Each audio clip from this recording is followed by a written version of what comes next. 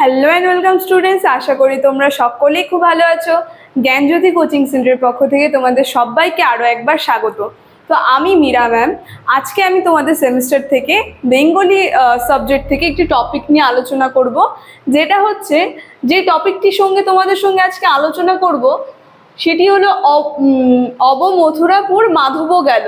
এটি কোন পর্যায়ের পদ এবং এর যে উদ্ধৃতাংশটি তার তাৎপর্য একেবারে বিস্তারিত তোমাদের সঙ্গে ব্যাখ্যা করব এই পদটি নিয়ে।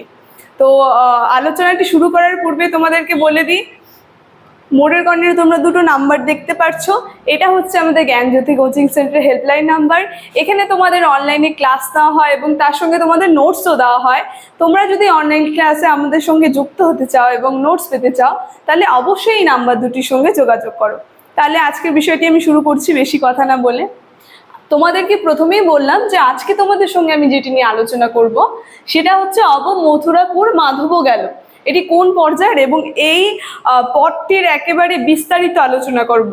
তো প্রথমেই বলি, দেখো আমি এখানে লিখে দিয়েছি, এই পদটি হচ্ছে বিদ্যাপতি রচিত, আর এটি একটি বিরহ পর্যায়ের পদ।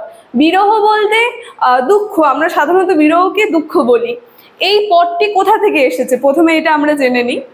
এই পদটি হচ্ছে যখন শ্রীকৃষ্ণ, আমরা সবাই জানি শ্রীকৃষ্ণ তিনি ভগবান, যখন শ্রীকৃষ্ণ চলে যাচ্ছিলেন বৃন্দাবন ছেড়ে, তিনি মথুরায় যাচ্ছিলেন কৃষ্ণকে কংসকে বধ করতে। শ্রীকৃষ্ণ কংসকে বধ করতে যখন বৃন্দাবন ছেড়ে মথুরায় চলে যাচ্ছিলেন, সেই সময় রাধারানী তার সব থেকে প্রিয়, তার প্রাণের থেকেও বেশি প্রিয় শ্রীকৃষ্ণকে যে বিদায় দিচ্ছিলেন, সেই বিদায়ের সময় যে পর্বটা, তখন যে রাধারানীর মনে যে বিরহ, সেই বিরহ থেকে কিন্তু এই লাইনটা উঠে এসেছে, এই পদটি উঠে এসেছে। তখন বলেছে যে অবমথুরাপুর মাধব গেল। মথুরাপুর বলতে যেখানে শ্রীকৃষ্ণ যাচ্ছেন, আর মাধব বলতে শ্রীকৃষ্ণেরই আরেকটি নাম হচ্ছে মাধব।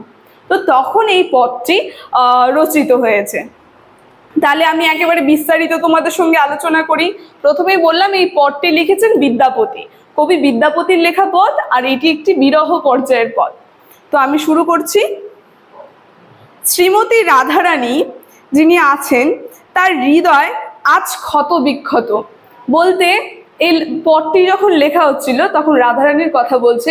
আজকে শ্রীমতী রাধারানীর যে হৃদয়, সেটা খুবই ক্ষত আর বিক্ষত, বলতে দুঃখিত, খুব ক্ষত বিক্ষত। কারণ কি, কৃষ্ণ শ্রীমতী রাধারানীকে ছেড়ে মথুরায় চলে যাচ্ছেন। তখন বলেছেন তিনি তার প্রাণের থেকেও অধিক প্রিয় শ্রীকৃষ্ণকে বিদায় দিচ্ছিলেন। তিনি সব থেকে বেশি ভালোবাসতেন শ্রীকৃষ্ণকে, নিজের থেকেও বেশি। তাকে কি করছিলেন, তিনি বিদায় দিচ্ছিলেন। সেই কারণেই তার হৃদয় কিন্তু ক্ষত আর বিক্ষত রয়েছে। তারপরে বলছে কংসকে বধ করার জন্য মথুরায় পাঠিয়েছেন। কি কারণে পাঠিয়েছিলেন শ্রীকৃষ্ণকে রাধারানী? পাঠিয়েছিলেন তার কারণ কংসকে তিনি বধ করবেন, তার কর্মের জন্য তার প্রিয়কে তিনি ছেড়ে দিচ্ছিলেন, যেতে দিচ্ছিলেন। তো তারপরে লাইনে আমরা দেখব, আমরা জানি যে বৈষ্ণব সাহিত্যে রাধা কৃষ্ণের লীলাকে দুটি ভাগে বিভক্ত করা হয়েছে। একটি হচ্ছে বৃন্দাবন খণ্ড, আর আরেকটি যদি বলি, আরেকটি হচ্ছে মথুরা খণ্ড। এবার বৃন্দাবন খণ্ডটি কিন্তু রাধারানীর লীলা আমরা দেখব, যেখানে শ্রীকৃষ্ণ রাধারানীর সঙ্গে লীলা করেছেন, বিভিন্ন রাসলীলা করেছেন, তারপরে তার বাল্যকালের লীলা, মা যশোদার লীলা, বিভিন্ন লীলা সেখানে আমাদের চোখে পড়ে।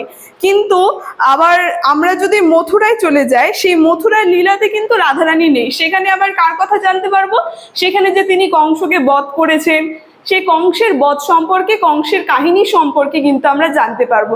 তো দুটি খণ্ড চলে গেল, একটি হচ্ছে বৃন্দাবন লীলা যেখানে রাধারানী ছিলেন, আর মথুরা লীলা যেখানে হচ্ছে কংসের কথা উল্লেখ করা হয়েছে।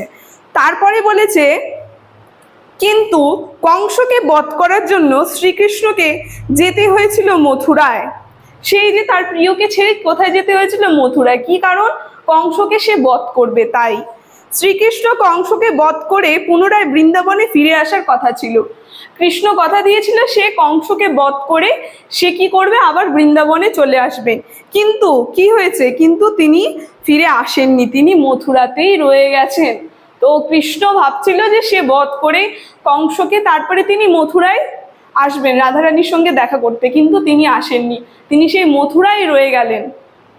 তারপরে বলেছে এই ঊর্ধ্ব অংশটি রাধারানীর হৃদয়ের বেদনার কথা উল্লেখ রয়েছে। এই যে এই পদটি দেখছো, এই পদটির মধ্যে রাধারানীর যে বিরহ এবং তার হৃদয়ের যে দুঃখ, সেই দুঃখর কাহিনীটি এই পদটির মধ্যে উল্লেখ করা হয়েছে।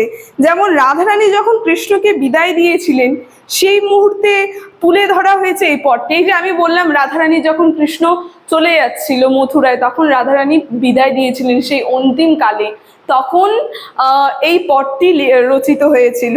তো এই মুহূর্ত তুলে ধরা হয়েছে এই পদটিতে।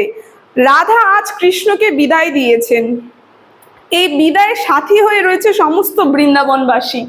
দেখো, যখন রাধারানী কৃষ্ণকে বিদায় দিচ্ছিলেন তখন তার সাথী কারা ছিল? সেই বৃন্দাবনবাসী। তার কারণ কি? কারণ রাধারানী যেমন কৃষ্ণকে ভালোবাসতেন নিজের প্রাণের থেকেও বেশি, সেই বৃন্দাবনেরও কিন্তু সব থেকে প্রিয় একজন ছিল সেই শ্রীকৃষ্ণ, যাকে গোটা বৃন্দাবনবাসী খুবই ভালোবাসতেন। তো তাই বললো তার সাথী ছিল সেই বৃন্দাবনবাসী। তাই শুধু একা রাধাই নয়, সমস্ত বৃন্দাবনবাসীরই রাধার সঙ্গে ক্রন্দনতা। মানে শুধুমাত্র রাধারানী যে কেঁদেছে, এই পদটা যখন রচিত হয়েছে রাধারানীর ভিতরে দুঃখ এর মধ্যে প্রকাশ হয়েছে। আর তখন শুধুমাত্র রাধারানী কাঁদেনি শ্রীকৃষ্ণের জন্য, তখন তার সঙ্গে যে বৃন্দাবনবাসীরা ছিল তারাও কেঁদেছে, কারণ তাদের প্রাণের থেকেও প্রিয় একটা অংশ সেই গ্রাম ছেড়ে চলে যাচ্ছে মথুরায়। তাই বলেছে যে সবাই কেঁদেছিল। কৃষ্ণের প্রতি রাধারানীর ভালোবাসা যে কতটা গভীর হতে পারে তার বাস্তব প্রতিফলন ঘটেছে এই পদটিতে। এখানে এই পদটির সার্থকতা। তো এই পদটির মধ্যে আমরা যদি এই পদটি সম্পর্কে আরো বিস্তারিতভাবে পড়ি, তাহলে আমরা বুঝতে পারবো যে রাধারানীর কৃষ্ণর প্রতি কতটা প্রেম, কতটা গাঢ় প্রেম। সেই গাঢ় প্রেমটা কিন্তু প্রকাশিত হয়েছে এই পদটির মধ্যে। এই পদটির সার্থকতাটা ছিল এতটুকুনি। তো আজকের আলোচনাটি আমার এতটুকুনি ছিল। যদি তোমাদের ভিডিওটি ভালো লেগে থাকে তবে অবশ্যই like, comment, share and subscribe করে দিও। Thank you.